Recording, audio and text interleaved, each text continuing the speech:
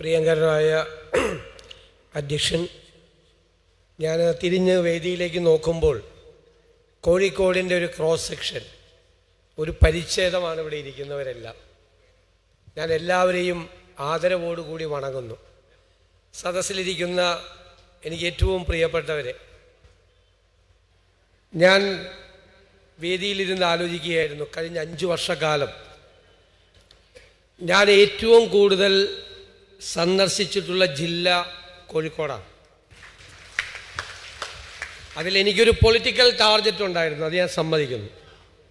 പക്ഷേ അതോടൊപ്പം ഞാൻ കോഴിക്കോടിനെ വല്ലാതെ സ്നേഹിച്ചിരുന്നു.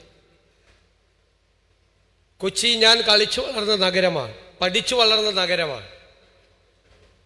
തിരുവനന്തപുരത്തും ഞാൻ 5 വർഷം പഠിച്ചിട്ടുണ്ട്. പക്ഷേ കോഴിക്കോടിനോടുള്ളൊരു പ്രത്യേകമായ ഒരു സ്നേഹം എനിക്ക് എപ്പോഴും ഉണ്ടായിരുന്നു. എൻ്റെ സുഹൃത്തുക്കൾക്കെല്ലാം അറിയാം.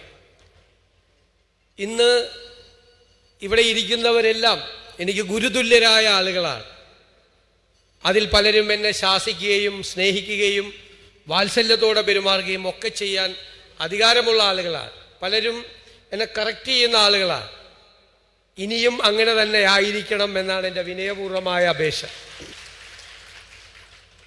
കാരണം അധികാരത്തിലേക്ക് എത്തുമ്പോഴാണ് ആളുകൾ ഏറ്റവും കൂടുതൽ തെറ്റുകൾ ചെയ്യുന്നത്, തെറ്റുകൾ ചെയ്യാൻ നിർബന്ധിക്കപ്പെടുന്നത്. അപ്പോഴാണ് യഥാർത്ഥത്തിലുള്ള വിമർശനങ്ങൾ വേണ്ടത്, തിരുത്തലുകൾ വേണ്ടത്. കൂടുതൽ വിമർശനങ്ങളും കൂടുതൽ തിരുത്തലുകളും ഉണ്ടാകണം. അപ്പോഴാണ് നമ്മൾ ശരിയായ പാതയിലൂടെ നമ്മൾ സഞ്ചരിക്കുന്നത്. പോകുന്ന വഴികൾ തെറ്റാണ് എന്നുള്ള ഗുരുതുല്യരായ ആളുകളുടെ ഓർമ്മപ്പെടുത്തലുകളാണ് പലപ്പോഴും നമ്മളെ ശരിയായ വഴിയിലൂടെ നയിക്കുന്നത്. ഞാൻ അഭിമാനത്തോടെ പറയുന്ന കാര്യം, ഞാനൊരു നെഹ്റുവിയനാണ്. ഞാൻ നെഹ്റുവിനെ വായിച്ചാണ് ഞാൻ സ്വപ്നം കാണാൻ പഠിച്ചത്. നാടിനെക്കുറിച്ച്, ലോകത്തെക്കുറിച്ച് എല്ലാം സ്വപ്നങ്ങൾ കാണാൻ പഠിച്ചത് ഞാൻ നെഹ്റുവിനെ ചെറുപ്പത്തിലെ മുതൽ വായിച്ചിട്ടാണ്. എനിക്ക് എൻ്റെ നാടിനെക്കുറിച്ച്, കേരളത്തെക്കുറിച്ച് ഒരുപാട് സ്വപ്നങ്ങളുണ്ട്. ആ സ്വപ്നങ്ങൾ യാഥാർത്ഥ്യമാക്കാനുള്ള കഠിനമായ പ്രയത്നവും അർപ്പണബോധവും ഇച്ഛാശക്തിയും കടുത്ത തീരുമാനങ്ങൾ എടുക്കാനുള്ള മനസ്സും ഉണ്ടാകണം. ഞാനൊരു കാര്യം നന്നായി തിരിച്ചറിയുന്നു, ഒരാൾക്ക് ഒറ്റയ്ക്ക് ഒന്നും ചെയ്യാൻ പറ്റില്ല. അത് ബിസിനസ്സിലാണെങ്കിലും പറ്റില്ല, രാഷ്ട്രീയത്തിലാണെങ്കിലും പറ്റില്ല, ഭരണത്തിലാണെങ്കിലും പറ്റില്ല. ടീം ബിൽഡ് ചെയ്യുക എന്നതാണ് ഏറ്റവും പ്രധാനപ്പെട്ട കാര്യം.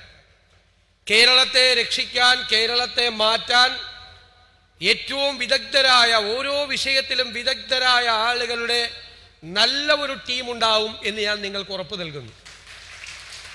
അവരുടെ ഉപദേശങ്ങളും അവരുടെ മാർഗനിർദ്ദേശങ്ങളും വിലയിരുത്തലുകളുമായിരിക്കും ഇനിയുള്ള എല്ലാ പദ്ധതിയുടെയും ഏറ്റവും പ്രധാനപ്പെട്ട വശം. ഇവിടെ പറഞ്ഞു, നമുക്ക് മാറ്റമുണ്ടാകണം, നമ്മുടെ കുഞ്ഞുങ്ങൾ ഇവിടെ നിൽക്കണം, അവരുടെ മക്കളും ഇവിടെ നിൽക്കണം. അതിനുള്ള സാധ്യതകൾ കേരളത്തിനുണ്ട്. കേരളത്തിൻ്റെ നമുക്കുള്ള പ്രത്യേകതകളെ, സവിശേഷതകളെ നമുക്ക് ഉപയോഗപ്പെടുത്തണം. ഞാൻ 25 കൊല്ലം മുമ്പാണ് സിംഗപ്പൂരിൽ പോയപ്പോൾ, സിംഗപ്പൂർ ഒരു പോർട്ട് സിറ്റിയാണ്. അന്ന് എൻ്റെ മനസ്സിൽ തോന്നി, എന്തു മനോഹരമാണ് കേരളം സിംഗപ്പൂരിനേക്കാൾ. നമുക്കൊരു പോർട്ട് സിറ്റി ആകാൻ പാടില്ലേ? തുറമുഖ നഗരം എന്നത് ഈ തുറമുഖങ്ങളുമായി ബന്ധപ്പെട്ട കാര്യമല്ല. കേരളം മുഴുവൻ ഒരു തുറമുഖ നഗരമാക്കി മാറ്റാൻ നമുക്ക് കഴിയും. അതിൻ്റെ പ്രത്യേകതകൾ നമുക്കുണ്ട്. അതുകൊണ്ടാണ് മുൻഗണനാ പദ്ധതികൾ നിശ്ചയിച്ചപ്പോൾ അത് കൊടുത്തത്. നമുക്ക് 4 അന്താരാഷ്ട്ര എയർപോർട്ടുകളുണ്ട്. അതിനെ നമുക്ക് ഇൻ്റഗ്രേറ്റ് ചെയ്യാൻ നമുക്ക് നിരവധിയായ പദ്ധതികളുണ്ട്. നമ്മുടെ സമ്പദ് വ്യവസ്ഥയെ നമുക്ക് മെച്ചപ്പെടുത്തണം. സമ്പദ് വ്യവസ്ഥ നിറയ്ക്കണം, സമ്പത്ത് നിറയ്ക്കണം. അതിലൊരുപാട് കാര്യങ്ങൾ ചെയ്യണം. അതൊരു വെല്ലുവിളിയാണ് ഇന്നത്തെ കാലത്ത്. എല്ലാ സ്റ്റേറ്റ് ഫിനാൻസും തകർന്നിരിക്കുകയാണ്. ശ്രീരംപിള്ള സാറിനൊക്കെ നന്നായിട്ട് അറിയാം. എല്ലാ സ്റ്റേറ്റ് ഫിനാൻസും തകർന്നിരിക്കുകയാണ്. അവിടെ നിന്നും നമ്മുടെ സമ്പദ് വ്യവസ്ഥയെ നമ്മൾ കൈപിടിച്ചുയർത്തണം. അതിന് നമുക്ക് എക്കോണമിയെ, നമ്മുടെ സമ്പദ് വ്യവസ്ഥയെ നമ്മൾ ഉത്തേജിപ്പിക്കണം. ആ സമ്പദ് വ്യവസ്ഥയെ ഉത്തേജിപ്പിച്ച് ഖജനാവ് നിറഞ്ഞാൽ പിന്നെ അതിൻ്റെ നീതിപൂർവമായ വിതരണം, ആ സമ്പത്തിൻ്റെ നീതിപൂർവമായ വിതരണം, ഇക്വിറ്റബിൾ ഡിസ്ട്രിബ്യൂഷൻ ഓഫ് വെൽത്ത്, അത് നടത്തണം. അതാണ് നമുക്കൊരു ഫ്രെയിം ഉണ്ടാകണം. ആ ഫ്രെയിം അതാണ്. നമ്മുടെ ഖജനാവ് നിറച്ച് വികസന സ്വപ്നങ്ങൾ സാക്ഷാത്കരിച്ച് എല്ലാ മേഖലയും പോകണം. നമ്മളിപ്പോഴും കേരള മോഡൽ ഞാൻ കേരള മോഡലിനെ കുറ്റപ്പെടുത്തില്ല. കേരള മോഡൽ നമുക്ക് അഭിമാനമായിരുന്നു. നമുക്ക് ലോകത്തിന്റെ മുന്നിൽ അഭിമാനത്തോടെ പറഞ്ഞതാണ്. എല്ലാ ഗവൺമെന്റുകൾക്കും അതിൽ പങ്കാളിത്തമുണ്ട്. സർക്കാരുകൾ വരുന്നതിന് മുമ്പുള്ള മിഷണറിമാർക്കും രാജാക്കന്മാർക്കും അതിൽ പങ്കുണ്ട്. അതിന്റെ തുടർച്ചയാണ് ജനകീയ ഗവൺമെന്റുകൾ ചെയ്തത്. പക്ഷെ ഞാൻ കരുതുന്നത് കഴിഞ്ഞ 20 മുതൽ 25 വർഷം വരെ ഒരു 1/4 നൂറ്റാണ്ടായി അത് സ്റ്റാഗ്നന്റാണ്. അതങ്ങനെ കിടക്കുകയാണ്, അനങ്ങാതെ കിടക്കുകയാണ്. അതിനൊരു മാറ്റം ഉണ്ടാകുന്നില്ല, കാലത്തിനനുസരിച്ച മാറ്റം ഉണ്ടാകുന്നില്ല. ഇന്ന് നോളജ് എക്സ്പ്ലോഷൻ നടക്കുന്ന കാലമാണ്. വളരെ വേഗത്തിലാണ് കാര്യങ്ങൾ മാറി മറിയുന്നത്. ഇപ്പോൾ ഞാൻ പറയട്ടെ, നമ്മൾ കാലഹരണപ്പെട്ട ഒരു സ്ഥിതിയിൽ നിൽക്കുകയാണ്. പല കാലത്ത് കാലത്തിനോടൊപ്പം ഓടിയെത്താൻ നമുക്ക് കഴിയണം. അവിടെയാണ് അത് ആരോഗ്യ രംഗത്താണെങ്കിലും വിദ്യാഭ്യാസ രംഗത്താണെങ്കിലും അടിസ്ഥാന സൗകര്യ രംഗത്താണെങ്കിലും എല്ലാ രംഗങ്ങളിലും ആ മാറ്റം ഉണ്ടാകണം. ലോകം മാറുകയാണ്, അത്ഭുതകരമായ രീതിയിൽ ലോകം മാറുകയാണ്. തൊഴിലിന്റെ രംഗങ്ങൾ വരെ മാറുകയാണ്. ഇന്നുള്ളൊരു തൊഴിൽ ഒരു 4 വർഷം കഴിയുമ്പോൾ ഉണ്ടാവില്ല, ചിലപ്പോൾ 3 വർഷം കഴിയുമ്പോൾ ഉണ്ടാവില്ല. പക്ഷെ ഒരു തൊഴിൽ അടയപ്പെടുമ്പോൾ വേറൊരു സ്ഥലത്ത് മറ്റൊരു തൊഴിൽ അവസരം തുറക്കപ്പെടുകയാണ്. അതിനനുസരിച്ച് ഇവിടെ പറഞ്ഞു, മാഷ് പറഞ്ഞു, ഇവിടുത്തെ കോഴ്സുകൾ പറഞ്ഞു, നമ്മുടെ കോഴ്സുകൾ ഔട്ട്ഡേറ്റഡ് ആണ്, കാലഹരണപ്പെട്ടതാണ്. അതുകൊണ്ടാണ് നമ്മൾ പറഞ്ഞത് ഒരു ഗ്ലോബൽ ജോബ് വാച്ച് ടവർ നമ്മൾ ഉണ്ടാക്കും. വിദഗ്ധരായ ആളുകളെ കൊണ്ടുവന്നു. എന്നിട്ട് എന്തിനാ? അവർ ഓരോ സെക്ടറും നിരീക്ഷിക്കും മാറ്റങ്ങൾ, അവർ റിപ്പോർട്ട് ചെയ്യും ഗവൺമെന്റിന്. അതനുസരിച്ച് നമ്മുടെ കരിക്കുലം മാറണം. ആ കരിക്കുലം ഇൻഡസ്ട്രിയുമായി ബന്ധപ്പെട്ട് ലോകവുമായി ബന്ധപ്പെട്ട് മാറണം. മാറി ആ കോഴ്സുകൾ പഠിക്കുമ്പോൾ കുട്ടികൾക്ക് തൊഴിലവസരങ്ങൾ ഉണ്ടാകും. അല്ലാതെ കാലഹരണപ്പെട്ട കാര്യങ്ങൾ തന്നെ പഠിച്ചുകൊണ്ടിരുന്നാൽ അവർ പഠിക്കില്ല, അവർ പുറത്തേക്ക് പോകും. അവരെ കുറ്റപ്പെടുത്താൻ കഴിയും. അവർ പുറത്തേക്ക് പോകുമ്പോൾ നമ്മൾ തീരുമാനങ്ങൾ എടുക്കുന്നില്ല. നമുക്ക് അറിവില്ലാത്തതല്ല, നമുക്ക് അറിവുണ്ട്. നമ്മുടെ ആളുകൾക്കൊക്കെ അറിവുണ്ട്. എല്ലാ ഭരണകൂടങ്ങൾക്കും അറിവുകളുണ്ട്. പക്ഷേ ആ അറിവുകൾ അത് സാധാരണക്കാരന് ഉപയുക്തമായ രീതിയിൽ അതിനെ ട്രാൻസ്ലേറ്റ് ചെയ്ത് അതിനെ മാറ്റി അത് നടപ്പാക്കണം. കേരളത്തിൽ ഇന്ന് ഏറ്റവും വലിയ വെല്ലുവിളി ഏത് പ്രോജക്റ്റും നടപ്പാക്കാനാണ്. Project implementation. നമ്മുടെ ഖജനാവിലെ ഏറ്റവും വലിയ ചോർച്ച അതാണ്. 100 കോടി രൂപയുടെ പദ്ധതി 2 കൊല്ലം കൊണ്ട് പൂർത്തിയാക്കണമെന്ന് പറഞ്ഞാൽ 10 കൊല്ലം കൊണ്ട് പൂർത്തിയാക്കില്ല. പൂർത്തിയാകുമ്പോൾ 500 കോടിയാണ്. ആരോടും അക്കൗണ്ടബിലിറ്റി ഇല്ല. ഒരു പ്രൈവറ്റ് സ്ഥാപനത്തിൽ 100 കോടി രൂപയുടെ ഒരു പദ്ധതി 2 കൊല്ലം കൊണ്ട് പൂർത്തിയാക്കണമെന്ന് പറഞ്ഞാൽ 2 കൊല്ലം കഴിഞ്ഞ് അടുത്ത ദിവസം അത് പൂർത്തിയാക്കിയില്ലെങ്കിൽ ആ ഉത്തരവാദപ്പെട്ട ആൾ അവിടെ ഉണ്ടാവില്ല. ഉണ്ടാവോ? ആളെ തെറിപ്പിക്കും, ഫയർ ചെയ്യാന്നാണ് പറയുന്നത്. ഫയർ ചെയ്യും. പക്ഷേ ഗവൺമെന്റ് സർവീസിൽ 10 കൊല്ലം കഴിഞ്ഞാൽ നടപ്പാക്കിയില്ലെങ്കിൽ ഒരു കുഴപ്പമില്ല, അത് നടക്കും. ഞാൻ അവരെ കുറ്റപ്പെടുത്തുന്നില്ല. അവരെല്ലാം മിടുമിടുക്കരായ ആളുകളാണ്. നമ്മുടെ സിസ്റ്റത്തിനൊരു തകരാറുണ്ട്. ആ സിസ്റ്റത്തിന്റെ തകരാറ് പരിഹരിക്കും എന്ന് ഞാൻ ഉറപ്പ് നൽകിയ. ഞാനും നിങ്ങളും കൊടുക്കുന്ന നികുതി പണത്തിൽ നിന്ന് ചോർച്ച ഉണ്ടാകാൻ ഒരു കാരണവശാലും അനുവദിക്കില്ല. നികുതി പണത്തിൽ നിന്ന് ചോർച്ച ഉണ്ടാകാൻ പാടില്ല. നികുതി വെട്ടിക്കാനും ആരെയും സമ്മതിക്കില്ല. സർക്കാരിലേക്ക് വരേണ്ട നികുതി പണം അവിടെ എത്തും. ഒരു കോംപ്രമൈസും ഇല്ല, ഒരു കോംപ്രമൈസും ഇല്ല. ആര് വന്നാലും കോംപ്രമൈസ് ഇല്ല. സർക്കാരിലേക്ക് കിട്ടേണ്ട പണം പാവപ്പെട്ടവന് പെൻഷനായും സഹായമായും ചികിത്സാ സഹായമായും നല്ല ആശുപത്രികൾ ഉണ്ടാക്കിയും കൊടുക്കേണ്ട പണമാണത്. ആ പണം വരേണ്ട സ്ഥലത്ത്, ആ പെട്ടിയിൽ വരേണ്ട സ്ഥലത്ത് ആ പണം വരുത്തും. എത്ര വലിയ കൊമ്പനാണെങ്കിലും നികുതി വെട്ടിക്കാൻ സമ്മതിക്കില്ല. നികുതി കൊടുക്കേണ്ടവർക്ക് ആരെയും ക്രൂശിക്കൊന്നുമില്ല. അതൊക്കെ വന്നോളും, അവരെല്ലാം ചെയ്തോളും. കുറച്ച് കൊടുക്കാതെ ശീലിച്ചു പോയതുകൊണ്ടാണ്. ആ ശീലം മാറ്റി കഴിയുമ്പോൾ അത് ശരിയാവും. അപ്പം നമുക്ക് മാറ്റമുണ്ടാക്കാൻ, ഈ ചോർച്ച അടയ്ക്കാൻ പറ്റും. ജനങ്ങളുടെ പണമാണെന്നുള്ള ഓർമ്മ നമുക്കുണ്ടായാൽ മതി. പാവപ്പെട്ടവനും കൂടി അടയ്ക്കുന്ന നികുതിയാണ്. ആ നികുതി വരേണ്ടടുത്ത് വരികയും അത് വന്നാൽ അത് വേണ്ട രീതിയിൽ അവർക്ക് വേണ്ടി ചെലവഴിക്കപ്പെടുകയും ചെയ്യും എന്നുള്ള ഒരു കാര്യമുണ്ട്. അതാണ് നികുതിയെക്കുറിച്ച്. സാധാരണക്കാരെയൊന്നും പീഡിപ്പിക്കില്ല. ഞാൻ എപ്പോഴും പറയും, ചാണക്യന്റെ അർത്ഥശാസ്ത്രത്തിൽ നികുതി പിരിവിനെ കുറിച്ചൊരു മനോഹരമായ വാചകമുണ്ട്. പൂമ്പാറ്റ പൂവിൽ നിന്ന് തേൻ കുടിക്കുന്നത് പോലെ വേണമെന്നാണ്. പൂ പോലും അറിയരുത് നികുതി പിരിക്കുന്നത്. മനസ്സിലായേ? എന്ന് പറഞ്ഞതുപോലെ സാധാരണക്കാരെ വിഷമിപ്പിച്ചും പ്രയാസപ്പെടുത്തിയിട്ടുമല്ല. നമുക്കൊരു സിസ്റ്റം ഉണ്ടാകണം. വിദ്യാഭ്യാസ രംഗത്ത്, ആരോഗ്യ രംഗത്ത്, അടിസ്ഥാന സൗകര്യ വികസന രംഗത്ത് എല്ലാം മാറ്റം ഉണ്ടാകണം. 4 അന്താരാഷ്ട്ര വിമാനത്താവളങ്ങളാണ് കേരളത്തിൽ. അതിനെയെല്ലാം സംയോജിപ്പിച്ചുള്ള 27 പ്രോജക്റ്റുകൾ തയ്യാറാക്കിയിട്ടുണ്ട്. ഇന്ത്യയിൽ ആദ്യത്തെ പ്രതിപക്ഷമാണ്. പ്രതിപക്ഷത്തിരിക്കുമ്പോൾ ഞങ്ങൾ പഠിക്കാൻ തുടങ്ങി. ഞങ്ങൾ ആരോഗ്യരംഗത്ത് ഒരു ഹെൽത്ത് കമ്മീഷൻ ഉണ്ടാക്കി. അതിലെ അംഗം ഡോക്ടർ അജിത ഇവിടെ ഇരിക്കുന്നുണ്ട്. അവർ അതിമനോഹരമായ റിപ്പോർട്ടാണ് തന്നത്. ഞാൻ തന്നെ ഞെട്ടിപ്പോയി. Beautiful report. കേരളത്തിന്റെ ആരോഗ്യരംഗത്തിനുള്ള എന്ത് ചെയ്യണമെന്നുള്ള കൃത്യമായ ഗൈഡ് ലൈനാണ്. രാജ്യത്തിനകത്തും പുറത്തുമുള്ള ഡോക്ടർമാരെ പങ്കെടുപ്പിച്ച് 300 ഡോക്ടർമാരെ പങ്കെടുപ്പിച്ച് നടത്തിയ കോൺക്ലേവാണ്. വിദ്യാഭ്യാസ രംഗത്തിന്റെ ഡോക്യുമെന്റ് ഉണ്ട്. പോർട്ട് സിറ്റിയാക്കാൻ സ്വപ്നം മാത്രമല്ല, അതിന് പ്രോജക്റ്റായി, ഏവിയേഷൻ പ്രോജക്റ്റായി. കേന്ദ്ര സർക്കാരിന്റെ സഹായം കൂടി വേണം. ഞാൻ പ്രധാനമന്ത്രിയെയും മന്ത്രിമാരെയും കണ്ടത് അഭ്യർത്ഥിച്ചിട്ടുണ്ട്, സഹായം വാഗ്ദാനം ചെയ്തിട്ടുണ്ട്. അതെല്ലാം ഏറ്റുവാങ്ങി നമുക്കൊരു മാറ്റം ഉണ്ടാക്കണം. എല്ലാവരും ആകണം. നമുക്ക് ചർച്ച ചെയ്യപ്പെടേണ്ടത് കേരളത്തെക്കുറിച്ചാണ്.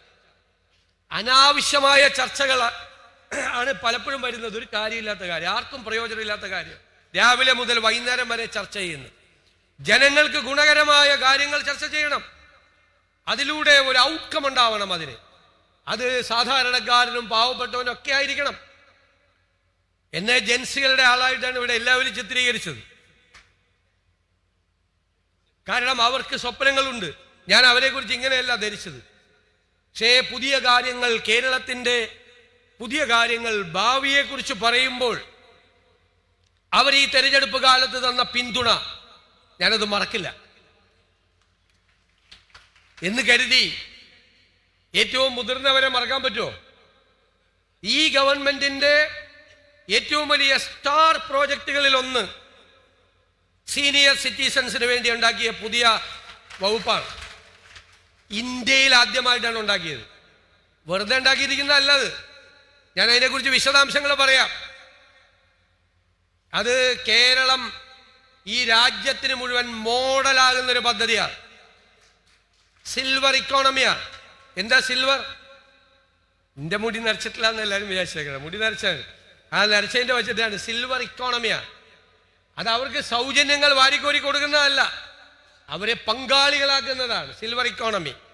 ആ മാറ്റം നമുക്കുണ്ടാകും. ഇന്ത്യക്ക് മോഡലായി ഈ രാജ്യത്തെ, ഈ സംസ്ഥാനത്തെ മുതിർന്ന പൗരന്മാരെ എങ്ങനെയാണ് ചേർത്ത് പിടിക്കുന്നത് എന്ന് നമ്മൾ ഈ രാജ്യത്തിന് കാണിച്ചു കൊടുക്കും. 1 വർഷം വേണം സെറ്റാവാൻ. 1 വർഷം എടുക്കും. 1 വർഷം കൊണ്ട് തന്നെ കുറേ കാര്യങ്ങൾ നമുക്ക് നടപ്പാക്കാൻ കഴിയും. 1 വർഷം കഴിഞ്ഞാൽ മാറ്റം ഉണ്ടാകും.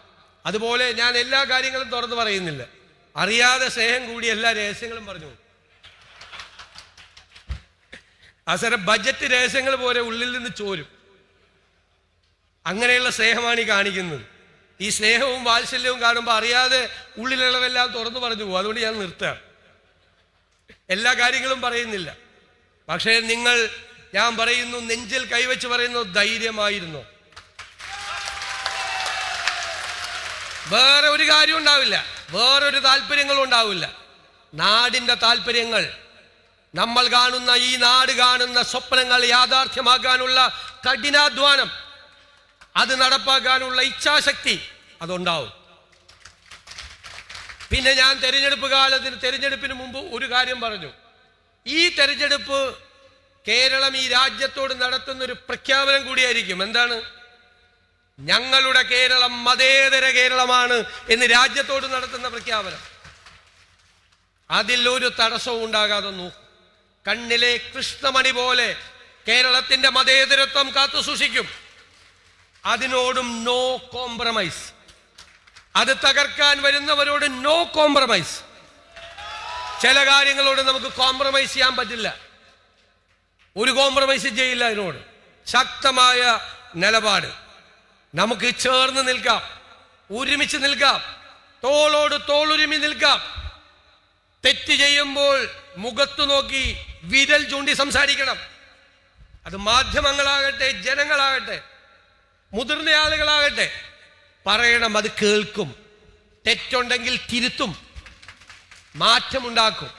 നമുക്കെല്ലാവരുടെയും നമ്മുടെ ഒരു സ്വപ്നമാക്കി ഈ നാടിൻ്റെ സ്വപ്നത്തെ നമുക്ക് മാറ്റണം. സ്വപ്നങ്ങൾ യാഥാർത്ഥ്യമാകാനുള്ളതാണ്. ആ സ്വപ്നങ്ങളെ യാഥാർത്ഥ്യമാകാൻ എല്ലാവരുടെയും പിന്തുണ വേണം. ഇവിടെ പറഞ്ഞു കോഴിക്കോടിന് മന്ത്രിയില്ല. നമുക്കറിയാലോ പൊളിറ്റിക്കലായിട്ടുള്ള അറേഞ്ച്മെന്റ്. സിദ്ദിഖുണ്ട്, വെറുതെ പറയുന്നവര്. സിദ്ദിഖ് കോഴിക്കോടത്തെ DCC പ്രസിഡന്റും ഇവിടുത്തെ പ്രവർത്തകനും ഒക്കെ അവിടെ പോയി ഒന്ന് മത്സരിച്ചെന്ന് മാത്രമേ ഉള്ളൂ. വയനാട്ടിൽ ഉണ്ട്, എന്നാലും കണക്ക് പറയുമ്പോൾ ഒരു ഇതുണ്ടല്ലോ. ഞാൻ ആ പറഞ്ഞ വാക്ക് ഏറ്റെടുക്കുന്നു. എന്നോട് പറഞ്ഞാൽ മതി, ഞാനുണ്ടാവും. ഇത് നമ്മുടെ സാംസ്കാരിക തലസ്ഥാനമാണ്. ഇത് ഏറ്റവും കൂടുതൽ ബിസിനസ് ആക്ടിവിറ്റി നടക്കുന്നൊരു സ്ഥലം കൂടിയാണ്. ആ ബിസിനസ് ആക്ടിവിറ്റികൾ കുറെ കൂടി നന്നായി ഇവിടെ നടക്കും. കാരണം ഖജനാവിലേക്ക് പണം വേണം. അത് കോഴിക്കോടുന്ന് ഇന്നിപ്പോൾ ഉള്ളതിനേക്കാൾ ഒരു 2 വർഷം കഴിയുമ്പോൾ ഇതിൻ്റെ 5 ഇരട്ടി ആയിരിക്കണം. 5 ഇരട്ടി. അതിനുള്ള എല്ലാ പിന്തുണയും ഉണ്ടാവും ബിസിനസ് കമ്മ്യൂണിറ്റിക്ക്, എല്ലാ പിന്തുണയും. അവരാരും ശത്രുക്കളല്ല, അവർ ഗവൺമെന്റിന്റെ മിത്രമാണ്. ഒരു ബിസിനസ്സുകാരൻ തകർന്നാൽ അതിൻ്റെ ആദ്യത്തെ ഇര സർക്കാരാണ്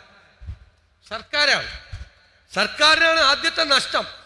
അവരെ തകരാതെ നോക്കേണ്ടത്, അവരെ പിടിച്ചു നിർത്തേണ്ടത്, കള്ളക്കച്ചവടങ്ങൾ ഇല്ലാതാക്കി യഥാർത്ഥ നികുതിദായകരെ പ്രൊട്ടക്ട് ചെയ്യേണ്ടത് ഗവൺമെന്റാണ്. ആ ഗവൺമെന്റ് അവരുടെ കൂടെ ഉണ്ടാവും. സാംസ്കാരിക തലസ്ഥാനമായ ഈ കോഴിക്കോട് അതിൻ്റെ പ്രൗഢി നിലനിർത്തുന്ന തരത്തിലുള്ള സാംസ്കാരിക പ്രവർത്തനങ്ങൾക്ക് നേതൃത്വം കൊടുക്കാൻ, അതിനുള്ള പരിപാടികൾ ഉണ്ടാകാൻ കോഴിക്കോടുണ്ടാവും. ഒരു സംശയവും വേണ്ട. അതിനെന്നെ ഉപദേശിക്കാൻ പ്രാപ്തരായ ആളുകളൊക്കെ ഈ വേദിയിൽ തന്നെ ഉണ്ട്. അവരുടെ എല്ലാം ഉപദേശത്തോടു കൂടി അതിനെയും ആക്കും. ബഹുമാനായ MP ശ്രീ രാഘവേട്ടൻ പറഞ്ഞ ബേപ്പൂർ തുറമുഖത്തിന് അപ്പുറത്തുള്ള തുറമുഖം ഉൾപ്പെടെ എയർപോർട്ടിലേക്കുള്ള റോഡ് ഉൾപ്പെടെയുള്ള നിരവധിയായ, അതെല്ലാം നമ്മുടെ പോർട്ട് സിറ്റിയുമായി കണക്ട് ചെയ്ത കാര്യങ്ങളാണ്. അതെല്ലാം അതിൻ്റെ പാർട്ടാണ്. കുറെ അദ്ദേഹം പറഞ്ഞ കാര്യങ്ങൾ കൂടി ഉൾപ്പെടുത്തി വിപുലമായ പദ്ധതികൾ അത് തയ്യാറാക്കുമ്പോൾ അതുണ്ടാവും. കോഴിക്കോട് ഒരിക്കലും സങ്കടപ്പെടില്ല, നിരാശപ്പെടില്ല. അതാണ് വാക്ക്. ഇത് റെക്കോർഡ് ചെയ്ത് വെച്ചോ. ഞാൻ ഈ സ്നേഹത്തിനെയും വാത്സല്യത്തിനെയും മുന്നിൽ നന്ദി പറഞ്ഞുകൊണ്ട് എൻ്റെ വാക്കുകൾ ചുരുക്കുന്നു. കൈതപ്പുറത്തിന് 2 വാക്ക് പറയാനുള്ളത്. കൈതപ്പുറത്തിന് 2 വാക്ക് പറയാനുള്ളത്. ഈ സമ്മേളനത്തിൽ പങ്കെടുക്കേണ്ട ബഹുമാനപ്പെട്ട വടകര MP പെരുന്നാളിന് കുടുംബ വീട്ടിൽ പോയത് കൊണ്ട് എത്താൻ പറ്റാതെ അറിയിച്ചിട്ടുണ്ട്. അതുപോലെ നോർത്ത് MLA ജയന്ത് നാളെ അസംബ്ലി നടക്കുന്നതുകൊണ്ട് ട്രെയിൻ ടിക്കറ്റ് ലഭിച്ചത് വൈകുന്നേരമായി നേരത്തെയായിരുന്നു. അദ്ദേഹം മുഖ്യമന്ത്രിയെ കണ്ടതിന് ശേഷമാണ് പോയത്. 2 പേരുടെയും ആശംസ അറിയിക്കുന്നു. കൈതപ്പുറം ഒരു വാക്ക് പറഞ്ഞ് ഈ വാർഡിന്റെ കൗൺസിലർ സരിത നന്ദി പറഞ്ഞ് ദേശീയ ഗാനം പാടി ചടങ്ങ് അവസാനിപ്പിക്കും. ബഹുമാനപ്പെട്ട മുഖ്യമന്ത്രി അറിയാനായിട്ട് 2-3 വാക്കേ ഉള്ളൂ. ഒന്ന്, കോഴിക്കോട് ഞാൻ ഒരു കലാഗ്രാമം ഉണ്ടാവണമെന്ന് ആഗ്രഹിക്കുന്നു. ഒരു 40 ഏക്കർ സ്ഥലത്ത് തെയ്യം മുതൽ പടയണി വരെയുള്ള കലാപ്രസ്ഥാനങ്ങൾക്ക് ഒരു ഒരു ആസ്ഥാനം, കലാഗ്രാമം. അതിന് എനിക്ക് സംസാരിക്കാനും സഹായം അഭ്യർത്ഥിക്കാനുമുണ്ട്. അതിനുള്ളൊരു സമയം എനിക്ക് അനുവദിച്ചു തരണം എന്ന് മാത്രം അപേക്ഷിക്കുന്നു. കേരളത്തിലെ ജനകീയ മുഖ്യമന്ത്രിയായ ശ്രീ VD സതീശൻ അവർക്ക് നമ്മൾ കോഴിക്കോട്ടുകാർ നൽകിയ സ്നേഹാദരവിന് നന്ദി പറയുകയാണ്. എല്ലാവർക്കും ഒറ്റ വാക്കിൽ നന്ദി അറിയിച്ചുകൊണ്ട് നമ്മുടെ എല്ലാ മനസ്സിൽ നിലപാടുകളുടെ രാജകുമാരൻ എന്ന് പറയുമ്പോൾ വരുന്ന മുഖം ശ്രീ VD സതീശൻ അവരുടേതാണ്. അദ്ദേഹത്തിനും പ്രത്യേകം നന്ദി അറിയിച്ചുകൊണ്ട്, ഒരിക്കൽ കൂടി നന്ദി അറിയിച്ചുകൊണ്ട് നിർത്തുന്നു. Thank you. Jaya hey Jaya hey Jaya Jaya Jaya Jaya hey.